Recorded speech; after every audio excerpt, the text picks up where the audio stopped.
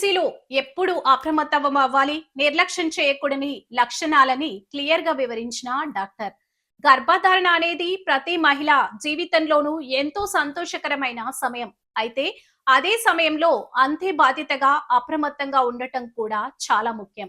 ఎందుకంటే కొన్ని రకాల ఆరోగ్య సమస్యలు ముందస్తు హెచ్చరికలు లేకుండా అకస్మాత్తుగా రావచ్చు.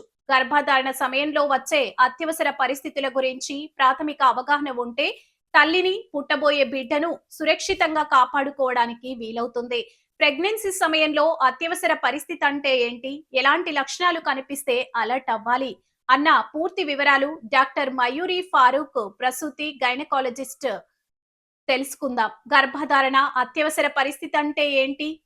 గర్భధారణ సమయంలో, కాన్పు సమయంలో లేదా కాన్పు జరిగిన కొద్ది రోజుల్లోపు తల్లి లేదా పుట్టబోయే బిడ్డ ప్రాణాలకి, ఆరోగ్యానికి ముప్పు కలిగించే ఎలాంటి ఊహించని ఆరోగ్య సమస్యనైనా గర్భధారణ అత్యవసర పరిస్థితి అంటారు. ఇవి గర్భం దాల్చిన మొదటి వారం నుంచి డెలివరీ అయ్యే వరకు ఏ దశలో అయినా రావచ్చు.